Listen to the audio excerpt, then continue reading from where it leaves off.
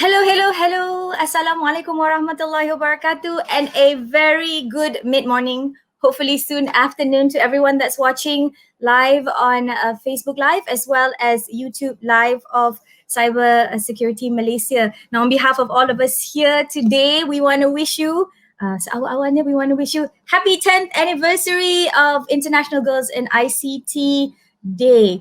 My name is Nadia, and I will be moderating the second session with our esteemed speakers. I'm going to let you know who they are in a bit.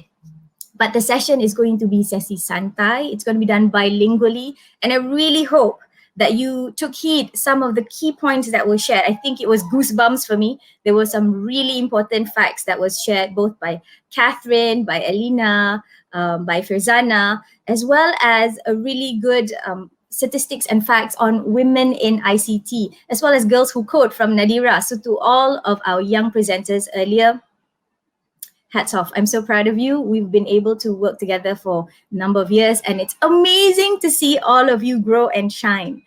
So, rakan-rakan pada hari ini, what exactly are we going to be talking about? When we talk about ICT, when we talk about information and communication technologies, we know, kita akur, that it has been invaluable, especially more so for us during the COVID-19 pandemic. Our lives have completely catapulted online. In fact, if you look at the studies, not only that were shared by cybersecurity in the last 1 year, the amount of people who have pivoted online is more than 80%, leading to also more than 82.5% of cyber crimes that are creating that's happening in society today. Now, they of course have helped us to stay connected and of course keep our vital services and business going. As you can tell, a lot of businesses have pivoted online, a lot of offices have decided to work from home, making ICT connectivity even more important. And of course, schools have also gone online up to more recently. Tetapi, did you know that yet almost half of the world is still offline buat masa kini? And most of those who lack access to digital technology are women and girls. In particular, women and girls in developing countries. Now, latest figures from the International Telecommunications Union, ITU, show that approximately 17% of women or girls still fall in the internet gender gap globally. Now, this is even wider in least developed countries, and in some region, this gap is growing. So you can imagine, exacerbated by the issues that are brought to you by COVID-19 pandemic, the gender inequalities that are happening are further reinforced, unfortunately, denying hundreds of thousands of women and girls the opportunity of access to education, for better paid jobs, as well as to be able to start new businesses. Now, making technologies available to all is an essential part of building back better and building back stronger. Why? Because we need both men, women, girls, boys, everyone together to build stronger communities and economies, to address not only COVID-19, but also the challenges that come beyond. So if you're asking us today, what is International Girls in ICT Day and what is the aim? The aim of the ICT Day today is to inspire a global movement to increase the representation of girls and women in technology. So today we want to recommit the goal of equal access to young women as well as young girls, the opportunities not only on social media, but also science, technology, engineering, and math. Tapi, sesi kita tengah hari ini, we know that ICT has had a colourful journey. As Nadira mentioned earlier, we've got Ada Lovelace, who is actually considered the founder of scientific computer, or first computer programmer in the 1800s. Of course, you've got Catherine Johnson, the one that she mentioned that you would have seen in Hidden Figures, who was actually responsible, the leading mathematician and scientist that was actually pivotal to the American space history. And of course, more recently, you would have also known about the German-Turkish power couple, including Dr. Özlem Türeci, who was involved in finding the vaccine for the coronavirus. So, bila kita cakap pasal perkhidmatan dan juga kontribusi para wanita dan juga anak-anak di dalam bidang ICT dan juga di dalam bidang information technology, we cannot deny that the space for women is not yesterday. It's not tomorrow. It is here and now, and it is meant to stay. So I am extremely blessed to be able to introduce three illustrious speakers who will be with me this afternoon to be talking about social media in particular and the space for women and girls in this explosion of space, especially in recent times in COVID-19. So let's bring our amazing speakers on. Who do we have today? Um, our first guest, actually, we're going to have all four of them together. We're going to have a banter, yeah? So we have one Fatia Shamsuddin, who is the founder and master trainer of Quantum Excellence Empowerment Program. Hi, apa khabar? Lovely to have you. And then we also have with us Ms. Aisha Shakira Suhaidi, who is the Regional Community Engagement Manager of Asia Pacific at Internet Society. Hi Aisha, how are you? Hi Nadia, I'm good. How are you? Hello. Good. And we also have none other than Natalie Hussein, who is journalist and host at Rage. Hello, Hi, ladies. everyone. Hi. Happy Saturday. I know, I am blessed to be in the presence of good positive vibes. Okay, kepada rakan-rakan yang mungkin tidak mengenali wanita-wanita hebat, lagi mantap, lagi mantul ni, I am going to be giving you a little bit of a short bio. But for all of you that are watching right now live on either YouTube of cybersecurity ataupun Facebook Live, don't forget to hashtag MyGICT. So it's MYGICT21 and hashtag Girls in ICT. So ladies, men, let's represent hari ni, ya.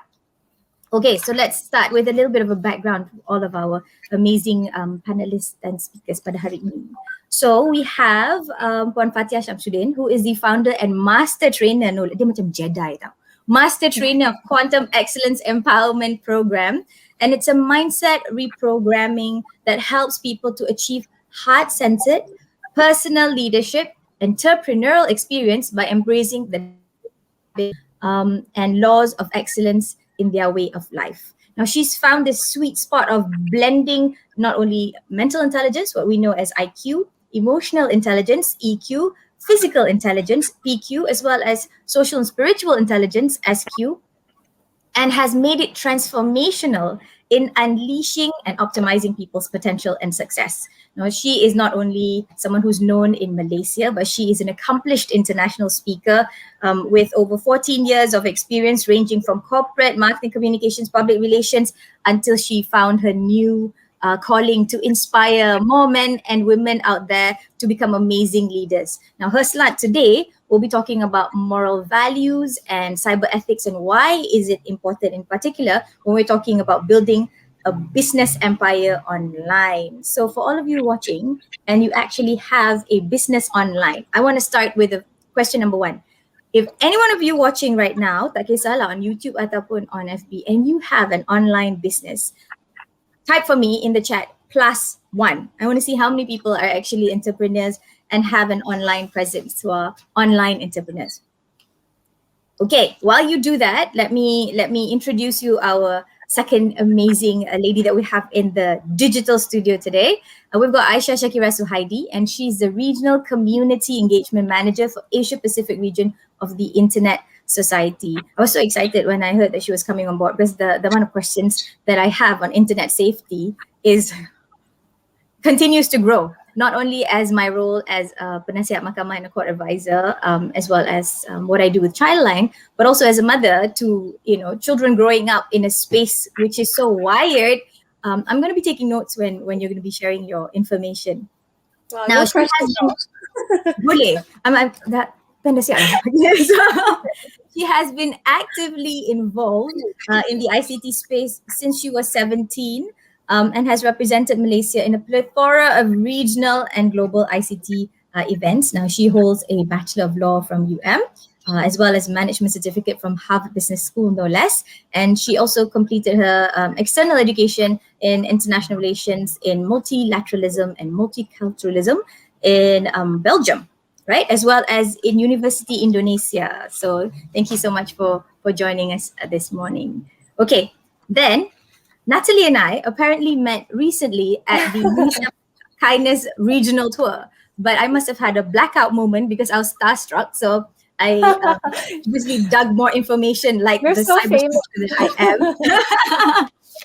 So Natalie Hussein is a multimedia journalist. Now, she is an investigative journalist by day and a former correspondent of E News Malaysia TV3 by night, when she's sort of juggling this two dichotomy of her different media presence, right? So Natalie became more aware about what was happening, not only in terms of representation of women in media, but also took to helm issues, particularly on women of color. So when she's not drafting video scripts or hosting the show, she's using her social media clout to amplify issues on injustice that are, of course, closest to her heart. And this ranges from colorism to gender inequality, online gender-based violence, diversity in the workplace, LGBTIQ rights. Now, this has also granted her the opportunity to work and collaborate with inspiring move makers in the UNFPA, which is the United Nations Population Fund, the Women's Aid Organization, Girls for Girls Malaysia, SPOT, which is the Soroptimist Association for Women Teaching Sexual Reproductive Health, as well as Monsters Among Us. You saw Farizana earlier. So welcome, ladies. I am excited. We were just talking yesterday about the kind of questions that we wanted to cover, and the topic that we have at hand is the rise in girls and women in tech. And just before we started, right, I had my son who was joining in and watching session one. And his first question, which I thought was really poignant, which is going to become my first question to all of you, thank you, Imad, for giving me this question, was you are celebrating International Girls' Day in ICT, and you're talking about the rise of girls and women in tech. But where are the boys and the men? So I thought that was a brilliant question. And I wanted to open that first question to everyone here. What are your thoughts, right? Because we often talk about sessions that are championing women's rights, championing girls' rights, talking about we got to stop misogyny, gender-based violence. Tapi we're preaching to the converted, right? We're talking to more and more women. We need to get the boys involved. We need to get the men involved, similar to what the youth had earlier said. About normalizing conversations about kesopanan dan kesusilaan, which is our rukun negara number 5, right? So I'm going to jump to Aisha first. Maybe she wants to chime in, and maybe Puan Fatia and Natalie would like to join. What are your thoughts, Aisha? Thank you. So I had the same question when I was going through one of my previous sessions. I was looking through the list of participants, and all of them are mostly women. So I was like, where are the men?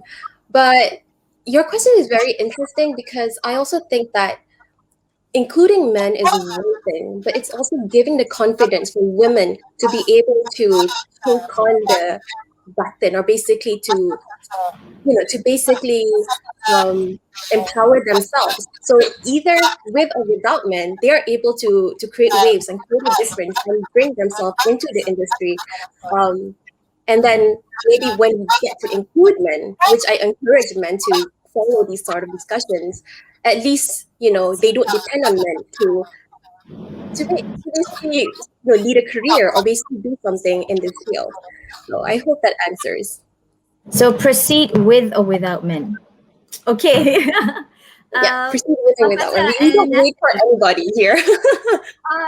Yeah, so it's funny because when I looked at the event poster, I thought the same thing as well, because I do think that men are important in the conversation. They need to be allies. They need to be standing by us and having these healthy conversations. But at the same time, I also understand, because I guess this day and this event is about amplifying our voices, and I want to give the organizers the benefit of the doubt. I'm sure it was about that, but I do agree that in events to come, that there should be more male presence as well, because we need to have these healthy dialogue between men and women, to be able to navigate towards how we can empower more women in tech. Puan Fatia? Yes. Yeah. Well, I somehow didn't have that, that question in mind. But I felt that it was great having all women, girls speaking. And I think I'm probably the oldest here, probably old enough to be, some of you, your moms, but I always find that, this ICT Girls' Day, right?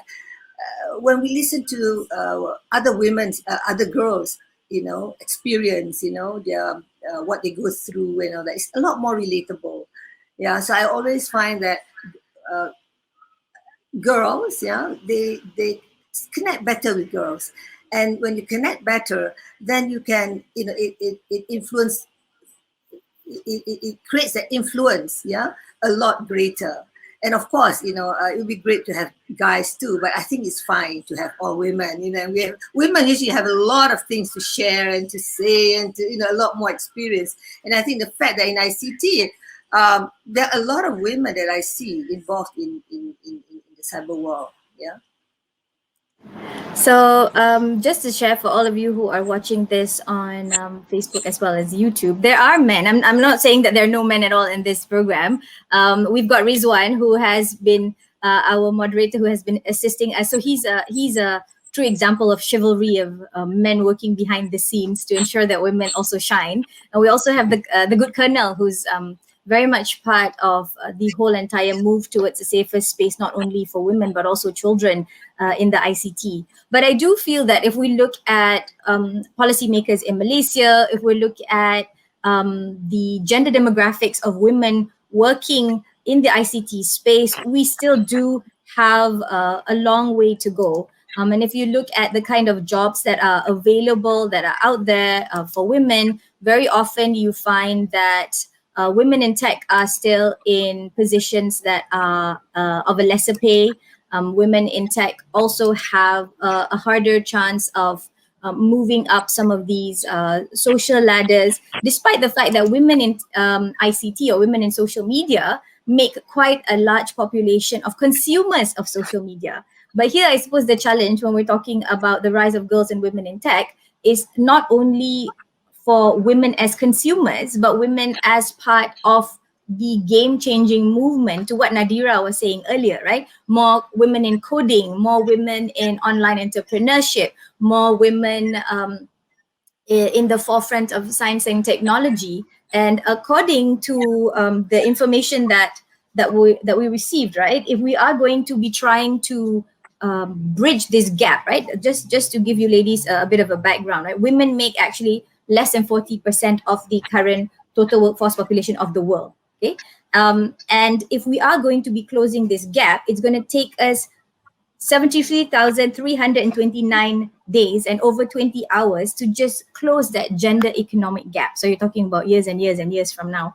And we know that last month was the Choose to Challenge Women's Day campaign, trying to push for more gender parity, more women, not only in social e-commerce, but all across the different industries.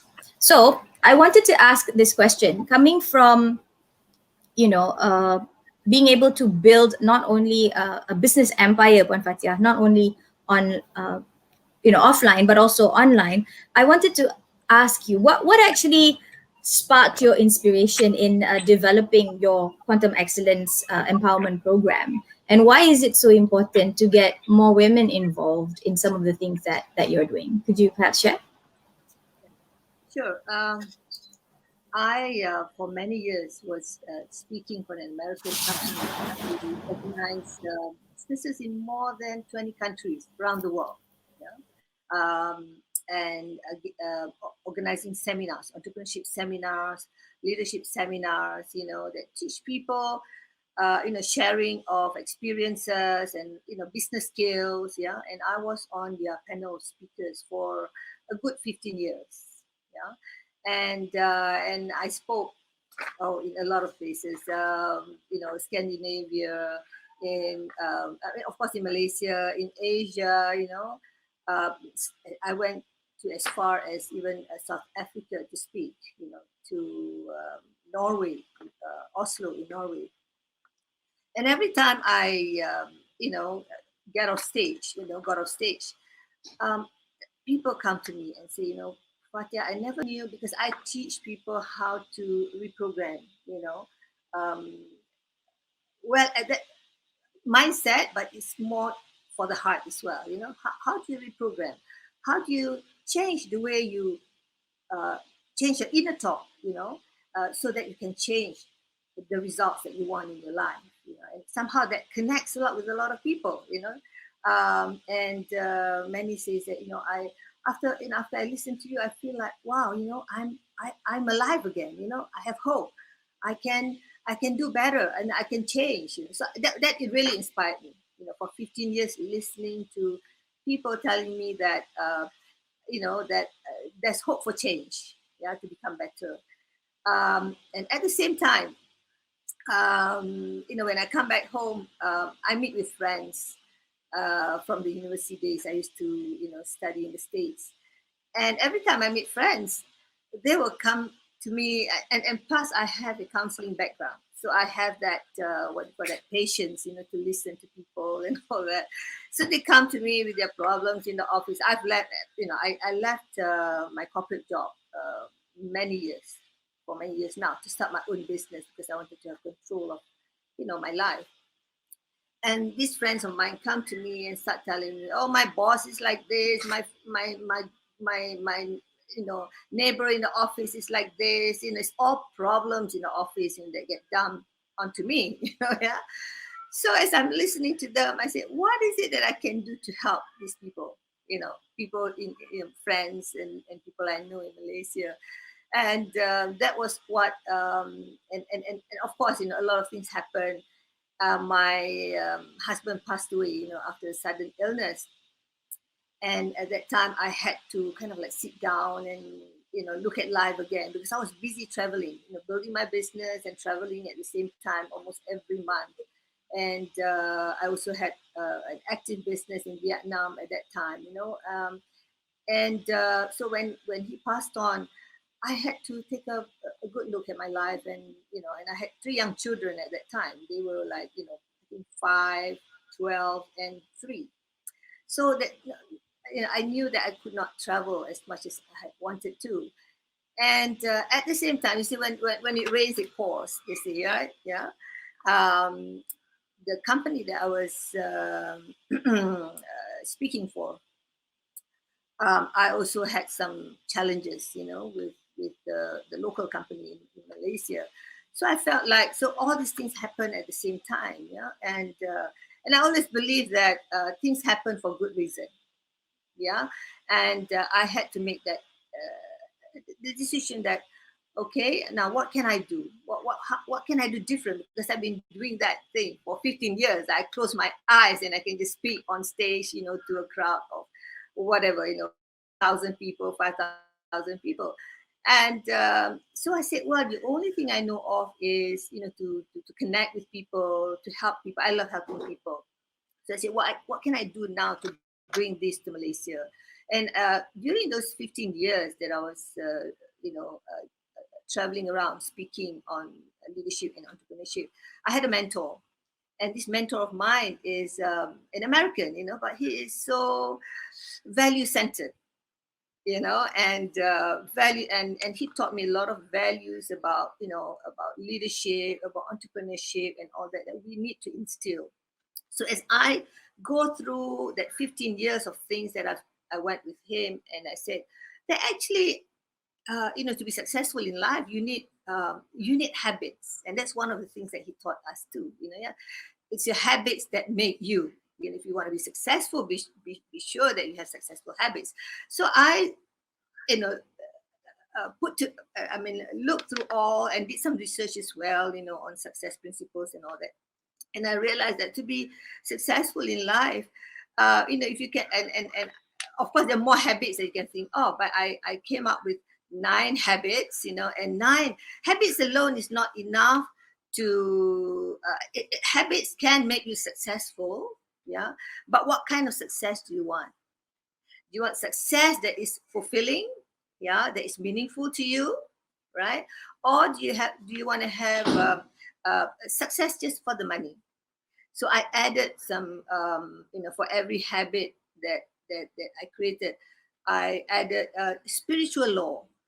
We can live by a certain law. If we can bring in spirituality in our life, then there'll be a lot of things that we will think. And we're talking about ethics today, and earlier on we talked about ethics, in the cyber world and all that.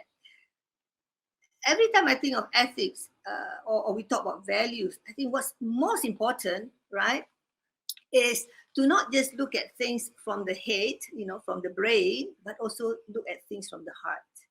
And I think we need to do more education, from the heart or in the heart, yeah, rather than just the brain. I think there's a lot of things that we have gone through in terms of mental strength, build business strategies and all that. But anyway, cut the story short, that's how I came about with this program called Quantum Excellence, to help people reprogram their mindset, from the mind to move down to the heart and become more heart-centered. And I think if we all can become more heart-centered, then we'll think twice about what we want to do to other people. For example, all these cyber bullies and stuff like that, yeah. So thank you, Nadia, for asking. I loved that. And I think what you were basically saying connects not only to Rukun Negara, right? But to every single religion, ala-ala ni Ramadan, right? To every single religion that's out there, when you connect both the mind and the heart, and making sure that, to what Cipuan Sarima also mentioned earlier, before you decide to share, before you decide to do something, always think twice about not only the impact that it might have to you, but also that mindfulness of understanding the impact that it might have to other people. And I would love to participate in one of your reprogramming programs, programming programs, and we can all talk about that experience, having to go through that firsthand. Now I want to jump to Aisha very quickly. And I want to build on what Puan Fatia mentioned earlier. So we know that in the 80s, in the 70s, everyone was talking about IQ. We're talking about, intellectual intelligence and why that was a really important thing. And then cut through forward another 2 decades after, people were starting to talk about the fact that you had to have emotional intelligence, EQ. And now in 2020, 2021, there's so many different types of cues that you need to have, right? It's not only about IQ and EQ. We're talking about spiritual intelligence, you're talking about social intelligence, but more so in the digital space, it's not good enough to just be digital literate and aware. You now need to have digital or decision-making intelligence, especially more so in a world where so much information is pushed out to us on a daily basis. You're talking about hundreds and thousands of information pushed to us every second. And we have to skim through this to find out what exactly is fake news, what exactly are things that I can take in and agree with, what are some of these things that are just pushing continuous gender stereotypes. So Aisha, in your role, I wanted to talk to you about digital fluency, the aptitude to interpret information, to discover meaning, to design content, to construct knowledge. And this is not only for children, because I'm tying into the session that we had earlier. If you look at it, the youth, if you ask me, are way ahead of the adults. The children are born digital natives. I've seen babies who know how to scroll and unlock parents' telephone and everything, right? Because they're so wired to all these devices. But parents and the older, the more mature and the more wiser generation are having a really tough time trying to catch up with all of these, not only jargons, but the digital space. What are some of your thoughts on why is it important to not just be digitally literate, but digitally fluent? The simple, fluent. Thank you. Do you hear an echo when I speak? Because just now there was an echo. Great. That's another knowledge too, like my digital fluency, because I just learned you have to turn off YouTube to speak. So yeah, how apt. All right, to answer your question on digital fluency, I think, in my personal opinion, I think the most important part of digital fluency is that you cannot be an internet leader. You cannot have digital leadership if you don't have digital fluency. So what is an internet leader? What is digital leadership? So if we use technology, I just wanted to remind all of you that if you use technology, you don't really have a choice, but you have to be an internet leader, especially in a world where everything is coming online. And digital leaders, they have this obligation, like Puan Fatia just said just now, they have an obligation to keep up with the ongoing global revolutions of all of these internet trends. And this leadership, it must be driven by an attitude of openness, of hunger for knowledge. I know it's bulan puasa, you're hungry for a lot of things, but you have to also be very hungry for knowledge. And of course, there's no rule that, okay, if you want to become digital fluency, you have to be super literate in coding, or you have to graduate from computer science, or you have to know, how to navigate your way around, machine learning, all that. You don't necessarily have to know things in depth, but there is an imperative degree of requirement for you to understand the impact of this breakthrough of technologies. And if you look at today, today's leaders, you have to have this ability to identify technological trends across different sectors, such as you have to know what big data is, you have to know cloud computing, you have to know what security is, you have to know what privacy is. And I'm not saying this in the sense that, like I said, you have to be super literate in all of these roles. You can just be a jack of all trades, like know all of these things, know that they exist, know that, if something were to happen to you, how do you respond to it? And with this knowledge, with this information, only then you can be a digital leader.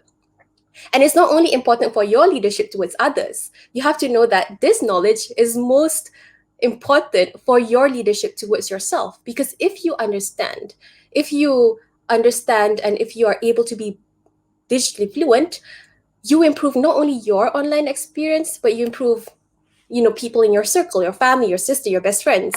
And I'd like to, I was, in my years of just exploring this field. So I'm from a legal background, and my avocation is towards arts and creativity and storytelling. And going into ICT is just something that, I just happened to get into after just volunteering and exploring the field, and I found that it was very interesting. So I realized that there are so many things that I don't know, and as the internet is continuing to evolve and to grow, there's always new things that you learn. For example, I learned that you should stop swearing to your Siri or your Alexa platforms. Sebab, these algorithms, exactly. So these algorithms, they are powered by, algorithms that power smart assistants. They learn from the data that we feed them. So if you feed them toxic behaviors, if you say bad words, or if you keep on feeding them basically data that is not beneficial or useful, the algorithm learns from that interaction, and then it will replicate that type of behavior. So you're consistently providing these data, and why that is detrimental is because this data doesn't just stay there. This data will come back to you. So it is basically you creating the kind of internet and creating the kind of world that you are actually living in. So, and that is just one thing. Another thing that I want to, just highlight is like what you're searching online, what you spend most time consuming, even on TikTok. How TikTok does its algorithm is that it caters content based on what people usually watch. What are people's interests? So if you keep on watching bad things, a lot of people watch bad things, they would put content that would cater to what people want. And like I said, it makes you basically, like, you think that you don't really have an impact to the internet. Sometimes you say that, no, I'm not an internet leader, I'm anonymous. Like, my name is Miss Meteora 94 or something. But anonymous or not, you have more of a big impact and effect on the internet than you think you do. So that is just one thing that I feel is so important, and why you should know, and you should understand, and you should know what to actually contribute back and what to actually put back on the internet. Because at the end of the day, the table will turn and it will come back to you eventually. So back to you, Nadia. I agree with that. I see Natalie unmuting her mic. Would you like to jump in on some thoughts, Natalie, or you just sort of like raring to go? It just so happened that I think it was a coincidence. But it is really interesting to hear that, because I don't come from computer science background, so it is interesting to hear about the algorithm. A lot of the times people generalize it and they're like, yeah, they hear what you're saying, but you don't really know how exactly they're listening in. But I think Aisha put it really perfectly, and frankly, it kind of scares me a little bit. It is scary. It is actually, and this is a sidebar story for our penonton yang watching on YouTube as well as on Facebook. Through story which happened to my family recently, and it was the children and I were, all of us were together in the room, and I think in that conversation somebody had said, "Hey, did someone fart?" Right? This is a joke, so listen to the punchline, right? So everybody was laughing at each other, and suddenly we heard a voice from under the sheets that said, "I did not fart, but if you'd like to talk about it, we can search." And I was like, everybody was thinking like, who said that? And realized that it was because the phone was under the covers and Google had heard this conversation and decided to respond in Google Voice, which completely freaked the kids out, but it was funny at the same time. So in the beginning, we were all laughing, but after that, we said, "Hang on, did somebody like tergeser telephone, to switch it on?" But to Aisha's point, right? The reality of it is machine learning, deep tech, AI is even more complex than what we knew before.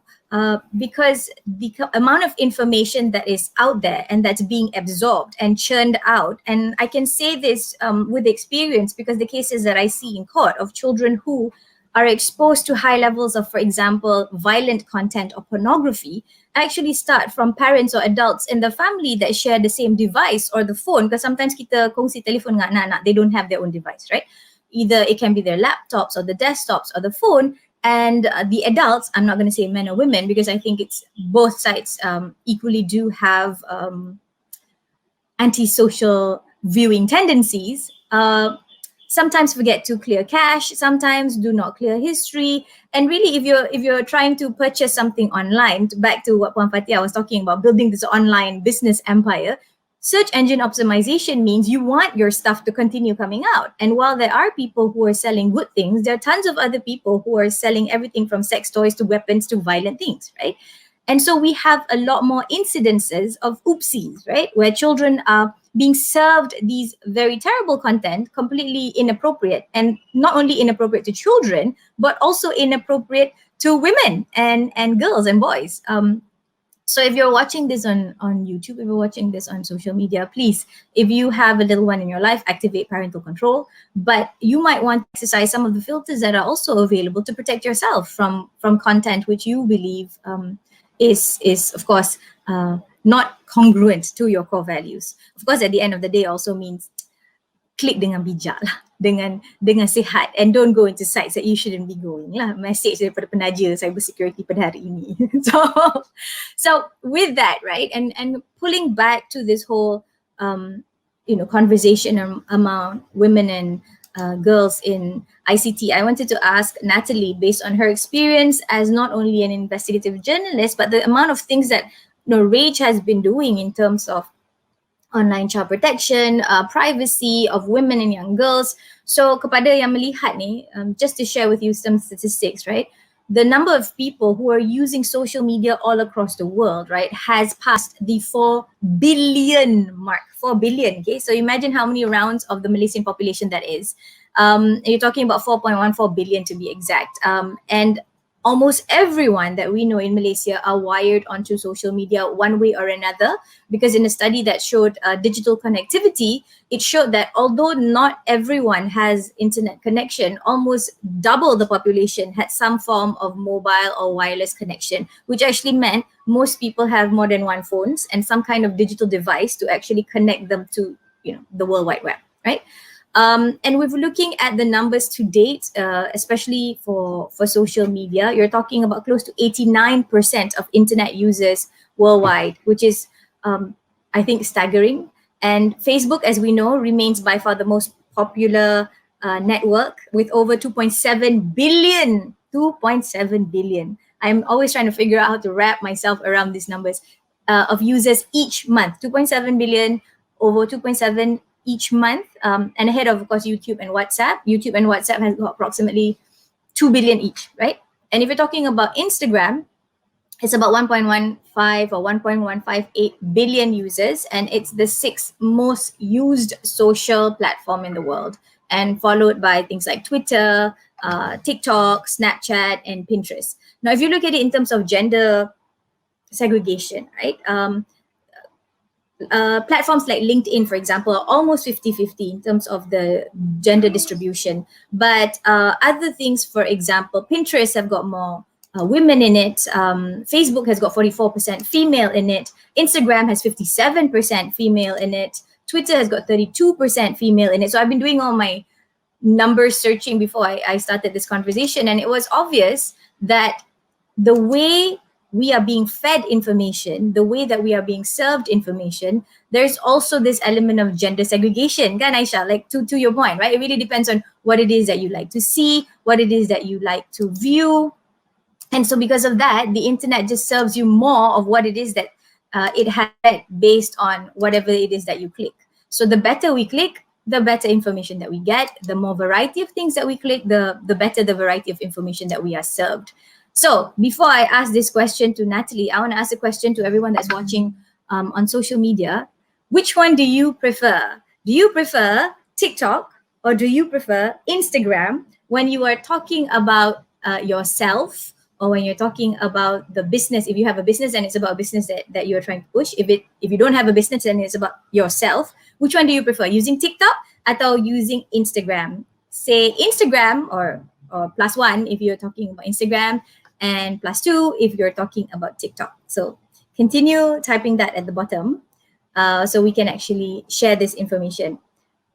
So while that's being done, I wanted to ask you, Natalie, in your role, right, in terms of trying to push out information that is enriching, but also statistically and factually fair, what are your thoughts on gender mainstreaming, misogyny, a lot of social media hate that I see not only in social media, but it's also trickling in to, I won't say quality journalism, but journalism, the journalism space, when people start using gender stereotypes to push some of the things that we see in Malaysia. How harmful is this, and what are some of the things that we should be doing better? That's a really good question. I hear a bit of feedback. Oh, okay. Okay, never mind. That's a really good question. I think that what is being put out there in terms of media is sometimes a reflection of reality and the ongoing misogyny and sexism in real life. So I think that there has been a lot of examples of headlines and journalists angling stories in a very biased way. So for example, you see it in a lot of headlines when they're talking about, say, for example, a rape case, trigger warning, a rape case or something to do with sexual violence. Sometimes without knowing, the journalist will end up saying something like, woman raped at night for walking alone, as opposed to, man rapes woman in the middle of the night. And I think that kind of messaging is very problematic because it really perpetuates gender-based violence. It really perpetuates victim blaming and shaming and just rape culture overall. So I think that as media members, though, people are getting smarter. The good thing about social media is that it's where a lot of underrepresented people gather, and these people will encourage for a more like level playing field, and it encourages media members to be responsible, to, hey, you need to look out for your messaging, the way in which you actually put out your articles, the way you angle your headlines, the way you are telling your stories. You cannot be perpetuating things like rape culture or that can cause hostility towards a group of people. So I don't know if that answered your question, Nadia.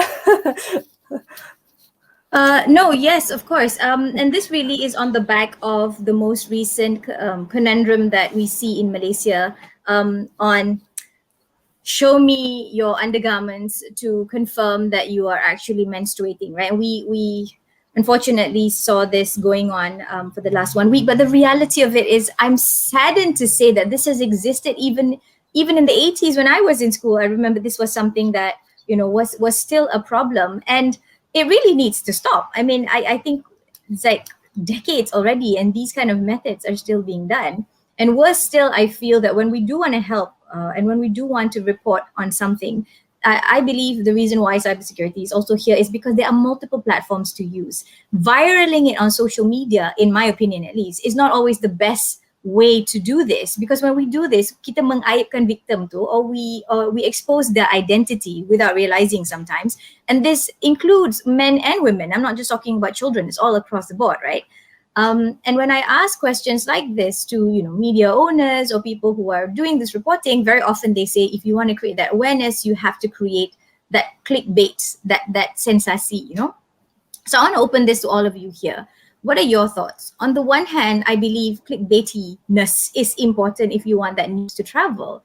But at the same time, there is ethics there. And it's not even a fine line. It's a very clear line to me in terms of kesopanan dan kesusilaan lah. Basically, our Rukun Negara 5 in how we do this. So could you perhaps weigh in on what are some of your thoughts?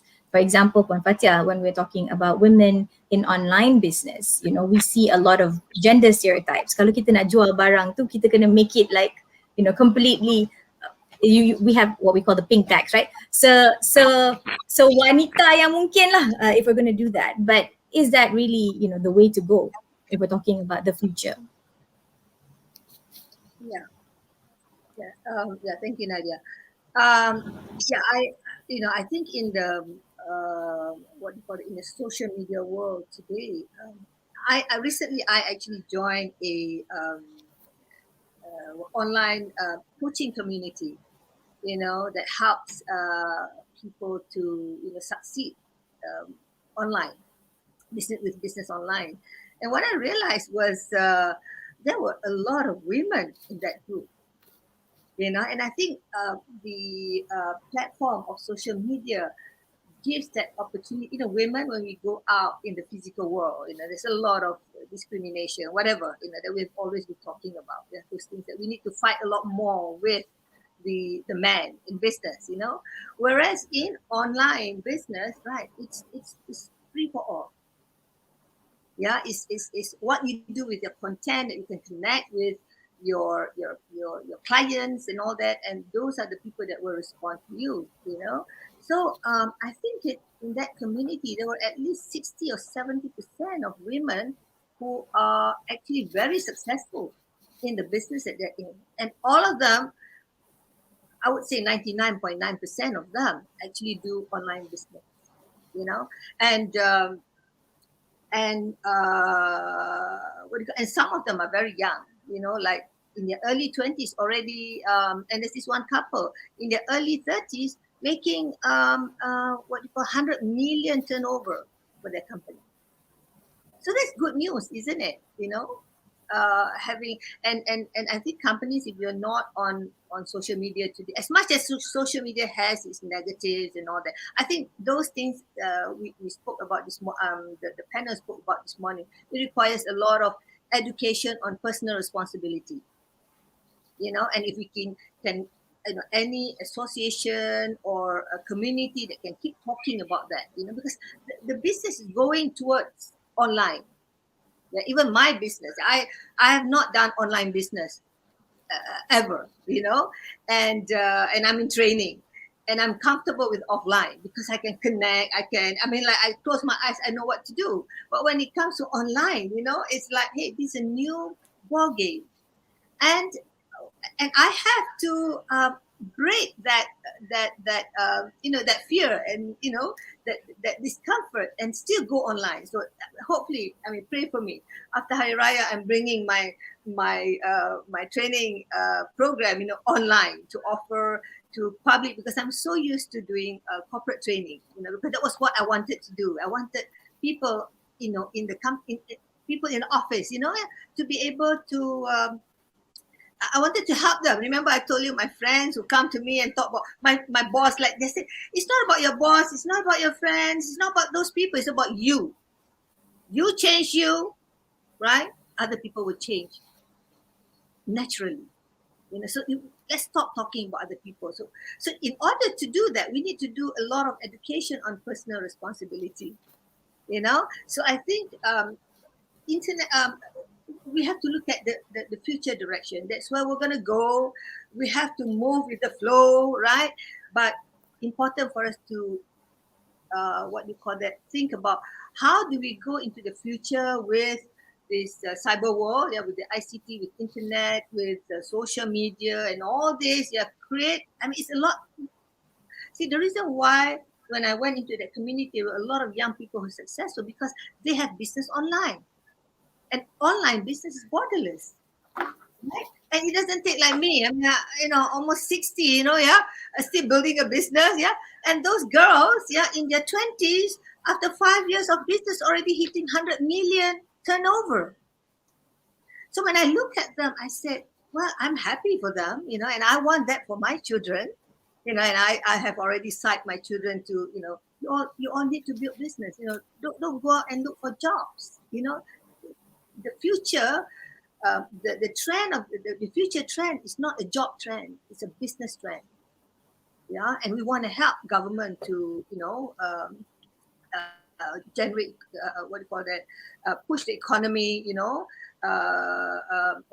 that. So where was I've got a lot of things to say, So what I'm saying is what we need to teach, and when I see them all young, successful, and I say, how do they actually build their business? Do they build it? Do they understand what ethics is? But because when you do business online, you can offer anything. And I'm one who don't like to buy things online because I need to touch things, yeah, and I don't like when things come to me, oh, the size doesn't fit. Oh, it wasn't, didn't look like the one you showed on, things like that. But we have to live with that. So I think what I'm saying, I think I'd like to go back to what what do you call that? I follow leadership teaching of John Maxwell. Yeah, and remember John Maxwell once wrote this book on there's no business.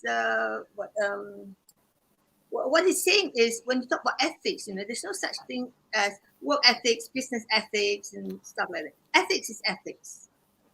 Yeah, you build that. And where do you build ethics? We don't build it in the brain, right? We build it in the heart. So that's why I keep repeating when I speak to people, I talk to people, that it's the heart that needs to change now. We need to help people to change their heart. The problems that we have in the world today, whether it's social media, I mean, that's just vehicle, platforms. Yeah, when you have problems of moral issues, bullying and stuff like that, it's all about because that person does it because the heart is hardened. I don't care, but if the heart is soft, you probably won't do it. If you have, if you have compassion for other people, yeah, if you have feelings for other people. So I think John Maxwell's bringing back that golden rule, do unto others what you want others to do unto you. Yes. I think that's something that we must go back to and teach to people so that value is built inside them. We work from inside out rather than from outside in. So I think Yeah. if we can And see that, there are many ways to do it. Sorry, Nadia. There are many ways to do it. I have my way. Yeah, whoever that I can connect, impact with what I do. I think that's where. And lastly, we need to bring spirituality back. Not so much love or what. Spirituality is universal. Yeah, we have a creator. I mean, whatever faith that you belong to, we all believe that we have a creator who created us for a purpose on this earth. And if we don't know that purpose, yeah, then chances is that we'll do all these things that will hurt people, hurt ourselves, because we don't know what is our purpose of living. What's the purpose of where are we going 50 years from today, 100 years from today? Yeah. That's my take. And I hope did I answer the question, Nadia? I think we all resonate with that feel. And really, how we behave online is a mirror of many different things. It's a mirror of our personal state of mind. It mirrors our value system. It mirrors the kind of things that we hold dear. So very often, there's also the saying, "Do not make big decisions when you're angry." The same thing applies, right? When you're online, you're about to comment, and you see something that speaks to you or is really, burning.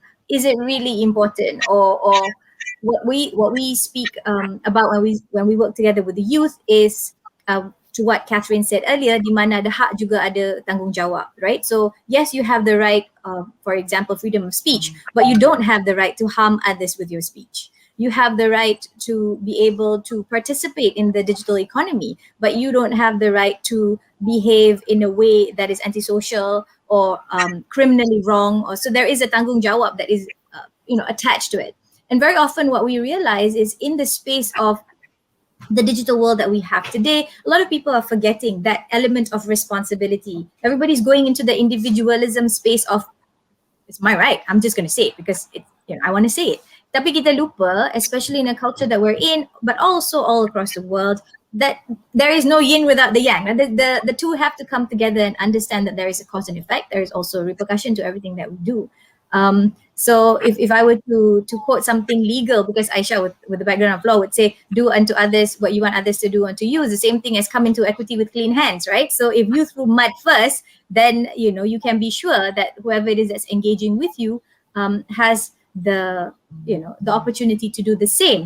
Now, I want to invite in our last few minutes here questions from both YouTube as well as Facebook. I am so absolutely pleased that we've got questions, and I love the questions coming from both men and women. Tanya soalan susah-susah, okay, guys, because this is like free consultation with these women. You're not going to get them often. Their time is so precious. So I'm going to ask the first question first. Tadi ada soalan daripada Shahmi, and thank you so very much, Shahmi. And he asked his question on YouTube. So quick shout out, yay, Shahmi. And his question is, for women who want to have or be involved in ICT, do you guys have any advice on how to encourage them? I'm going to push this question to Aisha very succinctly so that we can jump into the next question that's also shared by Edwan Aidit. So Aisha, take it away. Thank you. Very, very succinctly. I'll try my best. But I'd like to answer this question because I was also never wanted to go into ICT. And now I'm working in a global internet organization. And I was reflecting back the other day, like what made me go down this road. And I realized that it was actually role models, actually seeing women who looked like me, who came from where I came from, and doing doing amazing things in the global level. So I want to just name like my senior vice president. Her name is Rinali Abdul Rahim, and she is the senior vice president of the Internet Society. But she has before that she was in the ICANN board, ICANN being the Internet Corporation of Assign Name and Numbers, and she was doing all of these things globally in the ICT field. And she was just from Malaysia as well. She went to a school in Berlin, and she was so whenever you go anywhere in the ICT conferences or tech conferences in wherever country that is, everyone knew her and everyone respected her. Seeing someone like that, it really pushed me to believing that maybe I'm more than just, maybe when I finish law school, I don't have to just be a lawyer. The world is vast and wide. And when you see role models like this, it gives you the confidence to believe that you can actually do it. And fast forward 10 years, no, not 10 years, 6 years after my first encounter with her on the internet, and also when I met her for the first time, now I'm basically working with her in the same organization. And it was really because of because I actually drew inspiration from her. And I just wanted to quote basically Wright Edelman, who's an American activist for human rights. He says that you can't be what you can't see. And we undermine this importance of role models because while we want to change the current state of affairs for women in ICT, a large part of our job is forward-facing in creating a positive environment for future women and girls. And how do we do this? It's by highlighting good role models in this field. And because it's not just the lower number of women in ICT that is the problem, it's also a matter of how girls and women perceive the ICT industry. I used to think that it was a male-dominated, very boring field. People may be sitting in their, in their basement just coding but then after I got into it, I felt it was just so freaking cool. And now I'm sucked right into it. Now I'm managing the whole entire Asia Pacific region, getting people online, making people do things in this field, and making the internet a better place. So to summarize my whole like brain fart just now, what you have to do is highlight these role models, identify them, find them. Like, there's so many people who want to be your mentor, so reach out to them. And I want girls who may have this like basically they have this intention at the back of their mind, but maybe a little bit hesitant. Just know that you are supported. If you're not supported, we wouldn't have the Girls in ICT Day. So take space, reach out, and we are all here to help you. Back to you, Nadia. I absolutely love that. Natalie, yes, jump in, please. Sorry. Yeah, no, I just wanted to add to what Aisha said, because what she said was brilliant. And I think it goes back to something that I believe in extremely, is that representation really matters.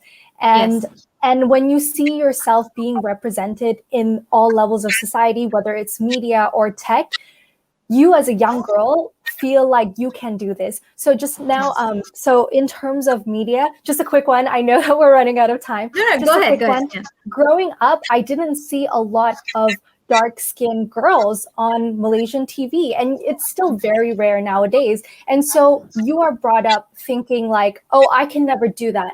I don't see myself doing that in the future. And that is why I try really hard to advocate for more women of color in media, in entertainment, so that young girls like myself, can grow up to feel like they can achieve certain things, and they can be in media, they can be a news correspondent, they can be an actor if they want to. So I think representation goes a long way. Sort of what like Aisha said, she saw herself in her was a CEO or She's a sorry, senior vice president. So senior yeah, next. vice president. Sorry, yeah. I cannot agree more. I think in a lot of ways we need to find ways to not only represent but also support each other to rise. And we're talking about a lot of the dominant leaders of the industry, right? In the past, being women who have dominated the financial services area, the arena. You're talking about now some of them are moving into fintech and Bitcoin. We had people who used to be in mechanical and chemical engineering, and now they're in computer programming. So it's, to me, mind-boggling and brilliant to see women steadily breaking all of those barriers. But I have to put it out there that very often, and to Puan Fatia's point right in the beginning of the session, right? Sometimes our greatest barrier, our greatest naysayer is ourselves, right? What she was saying, you do you, right? At the end of the day, as much as we want to have all the support that is available, or I suppose ideal in a situation that we're living in, what we need to build is also jati diri, right? That belief in the self, and that leaning in to support each other. And to Aisha's point, championing and supporting all of these amazing women in tech and girls who are rising. And if you look at the number of women in tech in Malaysia, I think we are, not only talking about those that have been in the industry for many, many years, but I would also like to celebrate the young guns, the young ones that are hungry, that are going into the industry, trying to do all that they can, everything from their own startup information to those that, are helming computer science and information technology departments of universities and all that. You've got so many of them. We've got Dr. Kavita Murthy, who is, I think, Chief Strategy Officer of Internalized Tech Services. We've got Associate Professor Sugaya Amalat, who is, the Program Director of Bachelor of Computer Science. We've got so many other women, including Dr. Eunice Pang, School of Computer Science and engineering. So there's so many different women who are out there. We may not necessarily even know that they are in this ecosystem, right? So we should flesh them out. We should definitely celebrate and champion them more. Okay, we're 1 minute past 12:30, but there is a question from Edwan Aidit, and I would really love to take his questions before we wrap up. So soalan dia, the more fame equals more money. Do you agree, ladies? And is this concern? What are some of your concerns? Maybe kita tanya Puan Fatia dulu. What do you think, Puan? Lagi famous, lagi banyak duit. Well, Betul ke? Yeah, I think we shouldn't be afraid of making money, being wealthy, being rich, we should, with the money, we can do a lot of things to help the world. Yeah, we shouldn't be just looking at ourselves. But like I said again, it's about educating people, educating people to do business from the heart, not from the head. you know. So if we can do that, we will nip the problem that we see today with, you know, unethical practices and all that. Yeah, we will nip it in the bud, because we can build business from the heart. Then I think we will think many times before we want to hurt people, you know. Yeah. And I think Nadia, if I can say last, or are you going to give us time to wrap things up, because I can leave it to that later? Okay, then I'll leave it to that later. What about you, ladies? Aisha, Natalie, jump in. I'm just going to jump in really quickly. I agree with that because all of my YouTubers friends are like non-friends that I wish were my friends. They pay for their house. They can buy a Tesla using their money that they gain from like social media, YouTube, and all the things that they put out there. So yes, I mean, I couldn't disagree that fame equals to more money, but more money can never, you know, can never replace integrity. So some people they have a lot of money, they have a lot of fame, they have a lot of money, but they have their integrity. Some people would do anything to get fame, you know, use clickbaits and all that. Because at the end of the day, clickbaits, going back to your question just now, clickbaits is a business. You know, it excites or it triggers that dopamine pathway to get people to follow you and everything. But then again, in the process of you doing that, you compromise your integrity, your honesty, your truthfulness, and all of these important values. So yes, it does. But yeah, it's not wrong. I don't want to be seen that you cannot be famous, because it is a source of income for many people. But And just the country, if you're successful, you become a better taxpayer. So yes, it's all around. And if you're in Malaysia, for example, you get paid in US dollars. So back to you, Nadia. All right, Natalie, what about you? This is a tough one, and I feel like the odd one out, because I don't think I don't really agree with it. Go for it. I like the fact that we're not agreeing. Go. Yes. Yeah, no, so I think that it's a big generalization. And I do think that fame can bring you money later on, but I don't think that it's a total indicator of one's wealth. For example, there are a lot of people who get famous online for something not very good, for trolling or for being a bully. And I don't think it really brings them more money. It just brings them more infamy. But at the same time, and I understand why a lot of young kids want to be famous nowadays, because being famous is really glamorized and it's associated with wealth and money and all that. But like the two ladies said, like, making money, if you're using it correctly and you're using your platform correctly, it's not necessarily a bad thing, as long as you have integrity and you have you're ethical and you're transparent. Then I think it's great. But yeah, I don't think that more fame brings more money, especially during in the time of social media, where everybody can be famous at any time, but it doesn't guarantee you money. You can have 100,000 followers online and be posting regularly, but maybe you won't be making bank, especially if you're, you know, yeah. I guess I have an unpopular opinion. That's completely valid. I just wanted to, oh my God. Oh yeah, I just wanted to say that as much as like people can gain a lot of followers, but just know that there will always be people coming online. And one thing, the bitter truth is that you can be easily replaceable if you don't really have something substantial that you're offering. Yeah. You don't offer your story, you don't offer something that people would want to, you know, hang on to.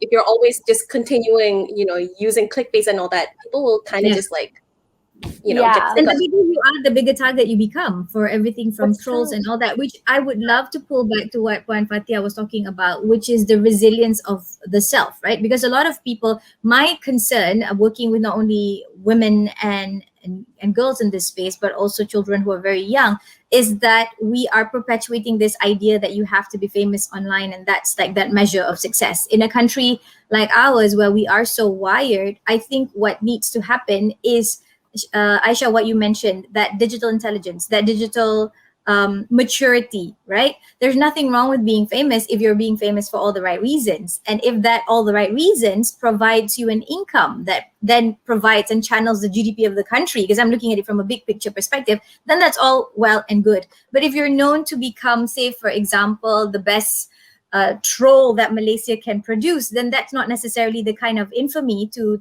Aisha's, to Natalie's point. That's not exactly the kind of success that you want. That's not the kind of fame that you want.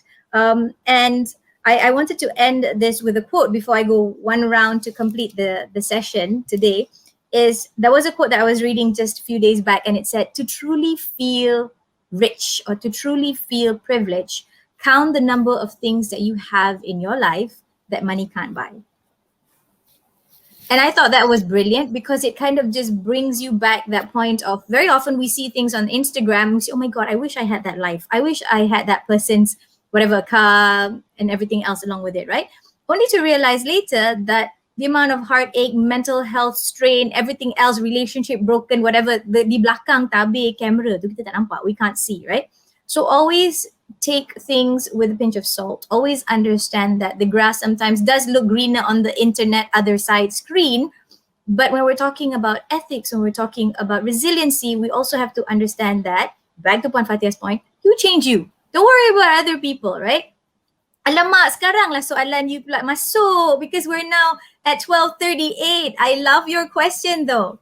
Okay, host, team from cybersecurity, what I would like to say is some of the questions that you might ask, please continue asking because this is going to be on FB. You can continue asking your question and we will try and engage after the session.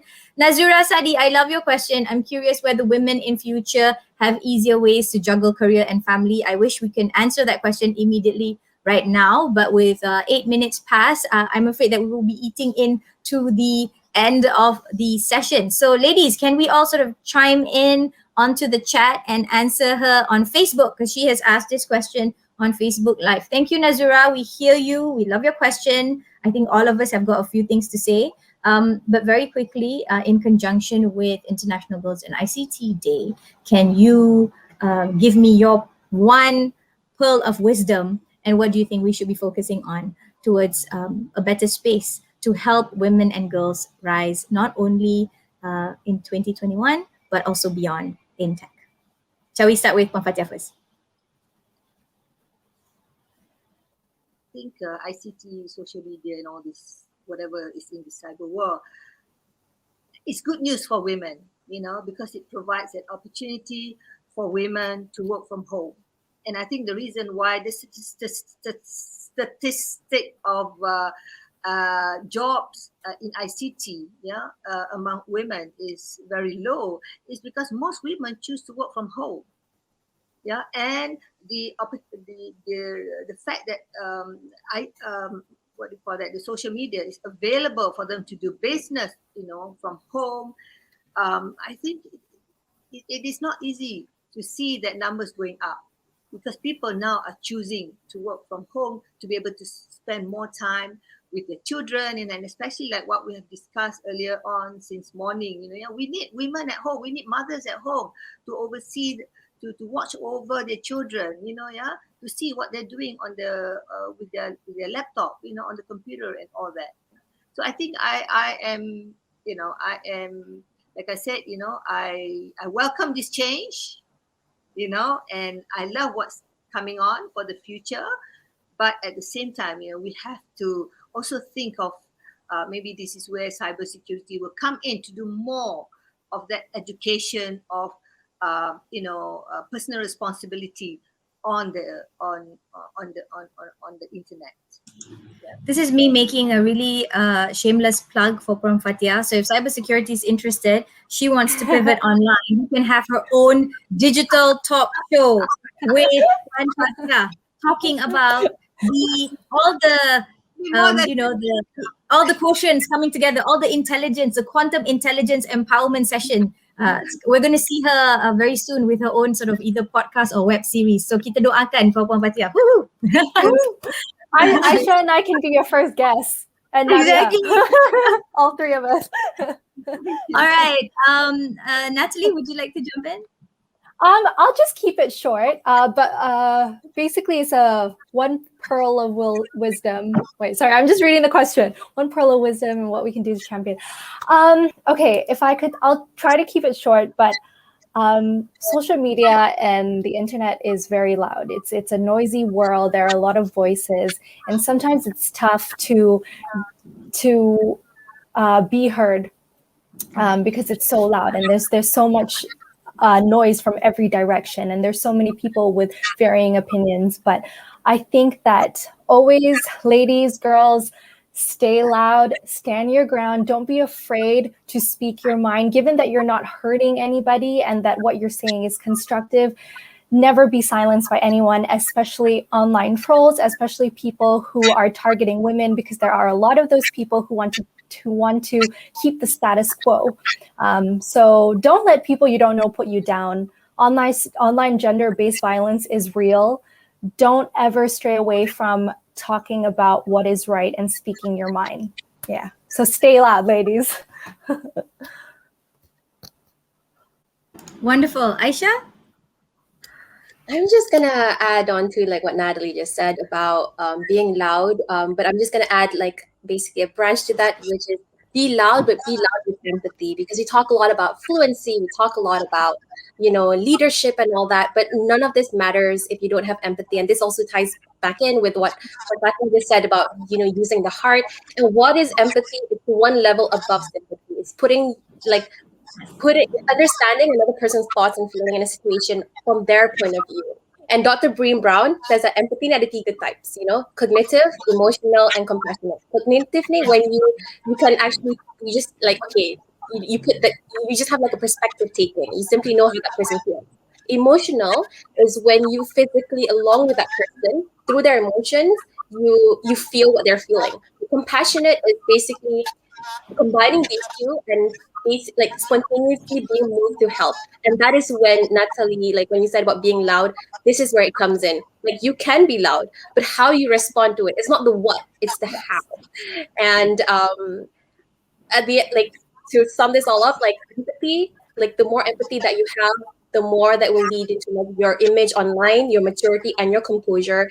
And it's not something that you just like, okay, today I'm going to be empathetic. No, it's a conscious choice that you have to make. And the more you practice it, the more intuitive it becomes.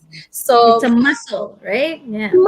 it's a muscle. And if you don't feel like you're mentally in the right headspace, step away from social media, go touch grass, go make dalgona, go do something. And yeah, because especially for women, I feel like if men don't want to do this, let us start by doing it first. Let's practice empathy. And 2 call of action is to be a woman in ICT. If you're hesitant, find a mentor. All of us are here to help you. Find someone in cybersecurity. Find someone. All of us here on the call. Reach out to us. Tell us that I really am inspired by what you said today, and I really want to go into this business. Guide me. We're happy to help. And my last basically call of action is if you need more support, me at the Internet Society, become a member. It's free. We have our women special interest groups, and we're always happy to help you. With that, happy Girls in ICT Day. And happy Girls in ICT Day. That's amazing. So, of course, I would be remiss if I don't also highlight this. There are many different areas in which we can seek help and redress if we are a lady or woman in distress, and especially in this digital space. You would have seen at least the 2 videos that were presented by cybersecurity earlier. There's also multiple other channels that you can get in touch with, everything from Women's Aid Organization, SPOT, Monsters Among Us, Vanguards for Change, the Childline Foundation, as well as the group that I'm with as well as the Childline Foundation, the Internet Watch Foundation, Malaysian portal that is committed to taking down online child pornography in Malaysia. So, there are a lot of different areas that would assist us. Now, as a very quick summarization, thank you so much everyone that participated. I want to give a quick shout out. I know I'm talking like a bullet train, tapi kita dah terlanjur masa kan. But I wanted to say thank you Farah Ramli. Hi Narisha. Hi Zafrida. Hi Nadia Shahabuddin, Catherine, Anila, Shamil, Yusuf, Cikgu Jamil, Fatin, Natasha, Net, Halim, Marziana, Yaakob. I can rap now. Risha, Nur Aisha, Net Halim, Shami, Ramona, Edwin, as well as everybody that has participated and given your comments. Thank you. I absolutely loved it. My gratitude cup for today is full. Now, as a quick summary of all that has been said by the women today, remember, where there is rights, there is responsibility. We can impact change, and it starts from us. We don't have to wait for others to do it for us. And if we lead by example, then we will lead a life that would inspire a ripple effect that will help others too. As what Puan Fatia said, you change you, baby steps, and you will be able to get there. And what Aisha said, money should not replace integrity. There's nothing wrong in being famous, but if you're going to be loud, to what Natalie said, let's also be loud with compassion, with kindness, with courage, and let's stand for each other and stand for a space that is stronger, more humane, and one that is able to thrive. So with that, thank you so much, everyone. Goosebumps. So continue to follow Cybersecurity Malaysia. Of course, the hashtag is my GICT21 and Girls in ICT. So on behalf of myself, Nadia Blatif, Puan Fatia, Natalie, Aisha, and everyone here at Cybersecurity, thank you for spending time with us this Saturday morning, and have a wonderful rest of the day. Bye! Thank you. Bye, everyone. Thanks so much, Nadia. You did amazing. Thanks. Did you know, even though female students make up a high percentage of students in computer science and IT courses in university, there is still a huge representation gap of females in the ICT field. Also, cybercrimes have risen to an alarming rate for the past few years. Although you might be feeling scared and helpless at the realization of these statistics, today we want to highlight our Wonder Women working behind the scenes, creating a safer internet experience for all, and have been a humongous source of inspiration for us. In conjunction with the 10th anniversary of the International Girls in ICT Day 2021, initiated by the International Telecommunications Union or ITU, Malaysia, which led by the Ministry of Communications and Multimedia, celebrates by bringing you this webinar entitled Empowering Your Mindset with Cyber Ethics, organized by Cybersecurity Malaysia, which aims to fuel your mindset and educate you with proper cyber ethics culture, as well as discuss cyber threats affecting girls and young women in the realms of ICT. Adhering to the Rukun Negara, the national philosophy number 5, courtesy and respect. With that, we must be cautious when translating these ethics to the digital environment. Today we uplift, learn, and collaborate with one another and recognize our women's contribution in ICT.